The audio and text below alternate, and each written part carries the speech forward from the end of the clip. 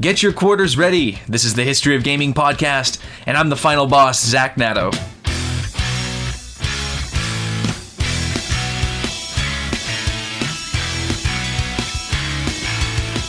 This podcast is a way to help shine a light on a popular video game franchise. We'll find out exactly how these games were made, things like what went right, what went wrong, and later on I sit down with someone who's passionate about the series, giving you a fan's perspective of what makes that game so great. For this episode, we're going to be expanding upon the role-playing game genre and talking about my personal favorite video game series, the action-adventure sci-fi trilogy, Mass Effect.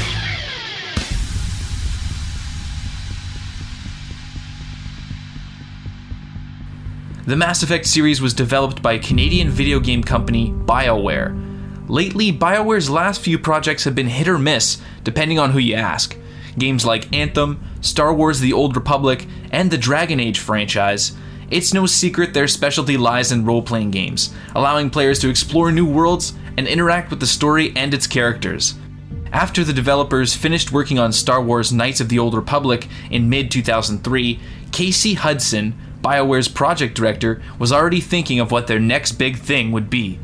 Hudson wanted to take the best parts from the Old Republic and use them for a new game set in its own original universe. The game would still be set in space and have players command their own ship to explore the galaxy with different dialogue options to choose from and a variety of different characters to take with you on missions. So, Casey Hudson and BioWare got to work, creating new planets, cultures, and alien species to make the universe feel truly authentic. The game has a morality system which is tracked by choices called Paragon and Renegade options. Paragon being morally good choices, and Renegade being rash, anti-hero type actions.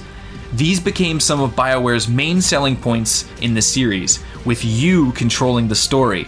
How far does this decision-making go?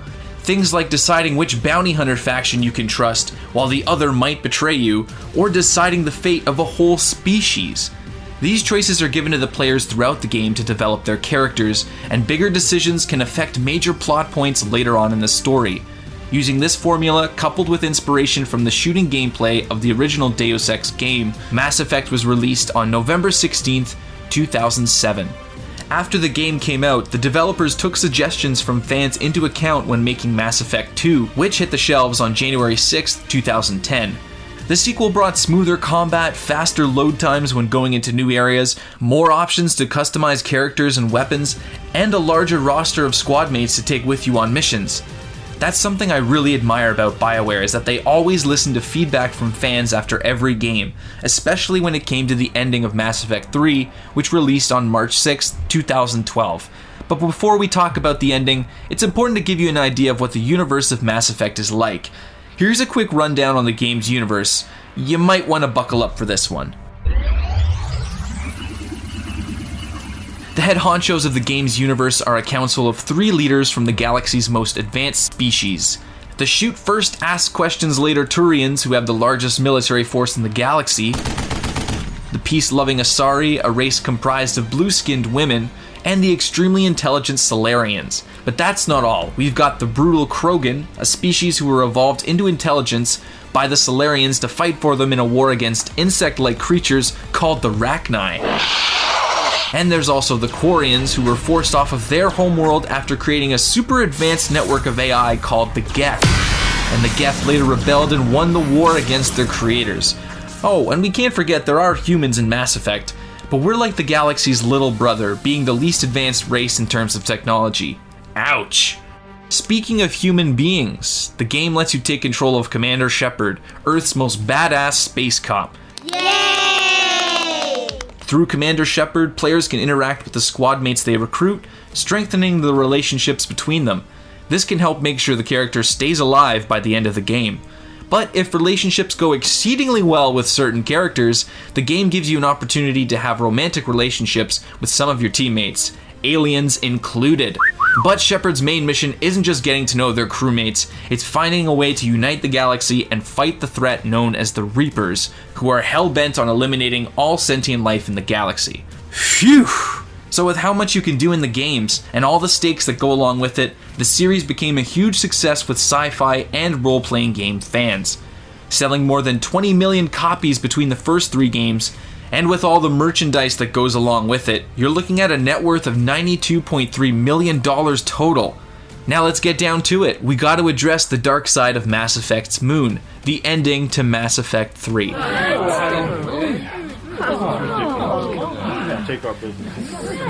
Fans, myself included, were excited to see how the legendary series would end, and let's just say the ending left way too many questions unanswered. In fact, so many fans were disappointed, it made the developers go back to the drawing board and make an extended ending, giving a little more context as to what happens to Shepard and his crew. And the best part was, BioWare released the ending as downloadable content to fans for free! Mass Effect fans have been BioWare's favorite child because they've given them so much support over the years, pushing the studio to give us more and more. And I can go on and on about what a great game this is, but you've probably heard enough of my voice by now. To give you a break, I thought I'd ask a good friend of mine, Max Wiegand, who's another super fan of the game, to give you his thoughts on this series. I want to introduce my guest here as a sort of jack of all trades, because a game like Mass Effect needs you to be one. If you ever hope to beat the game and achieve the ending you want, joining me today is my good friend, Max Wiegand. Thank you so much for being here, man. No, thank you for having me. I'm really excited for this. Now, to give you an idea on who this guy is, he's someone who's been able to accomplish so many interesting things. He's a master in martial arts. He teaches it. He's a master in engineering and an overall outdoorsy guy. He's no stranger to rock climbing or zip lining, laying his life on the line, just like Commander Shepard. I know he's got a unique perspective to give on all these great characters and the galaxy-spanning story of Mass Effect. Let's get into it. Max, I want to know why you think Mass Effect is such a popular series. Mass Effect is a really important game to the whole RPG genre as a whole. And I think it has a really unique twist compared to other games. I think a really close game to Mass Effect would be the Witcher series. And both these games they really emphasize the choices you make and the consequences that arise from those. And I think that's really important to an immersive experience for the players. Getting to sort of impart your own morals and ethics and philosophies on the game really lets you tap into it and connect with the game, connect with your character, and even connect with the world and the other characters in it. And I think that's something that Mass Effect does really well, is bringing to life all these characters and the world itself just through your actions. How is it that some people can get so emotionally invested in these characters? Like, there's romantic options, but some people generally care for the safety of these characters and will restart their whole campaign if their favorite character dies. So can you maybe talk about that? Yeah, I fully agree with that. That's so true about this game. And what I think it is the whole squad mechanics in the game, where you get to choose who accompanies you on each mission. That, I think, is very different from other games where you sort of have these passive characters that you interact with and are there with you in the world. But in this game, they're literally right beside you as you're going into these firefights and stuff like that, and they have your back and everything. And then you get the chance in the downtime on the missions to go interact with them and talk with them, and you build these rapports. And over the course of 3 games, there's a lot of character development for everyone. And you sort of really feel that. But it's not like when you're watching a TV series or reading a book or something, because, again, you're fully engaged with it. You're not a passive audience. You're right in there with them. And I think that really lends to the connection you can make with these characters. And it does feel like a real connection. By the time you finish the game, you feel almost lonely in a sense, like you don't have your friends anymore.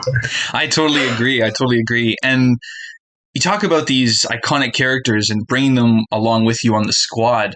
Sometimes these characters have different interactions with the levels. Do you think that helps in the replayability of this game? Like, you may learn something about a character you didn't know if you didn't take them the first time, Yeah, absolutely. Like, you can go on like Reddit threads that have like the whole thing, like the interactions listed out for you, like which character does what and stuff. And I mean, like, you could do that if you want, but it's also fun to just mess around with it, play around with it, figure it out for yourself.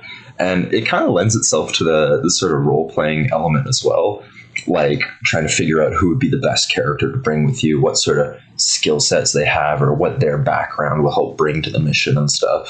And again, I think it really just helps create this living, breathing world to have the characters all have unique perspectives and takes on what's going on around them. Is there something this series does or did that you wish other games or movies, TV shows would start doing? I think for a sci-fi RPG game, it took itself quite seriously, which was awesome. And these are high-level concepts. It's bringing like topics of war and genocide and all that stuff. And they're heavy-handed concepts, and it forces you to make decisions that might not be for the best. They might be the wrong decisions, but regardless, you have to make them. And I think it's very real. It's a very real feeling. That's something you don't always get out of video games that are oftentimes mostly about entertainment. I think it's refreshing to see something take itself so seriously like that. And with such a rich world like Mass Effect, you're dealing with the whole universe, but you start out as like a space cop just for Earth, and by the end, you're in charge of like the whole galaxy's army. So I think just like the stakes of the game and how it took its time separately really sets it apart as well.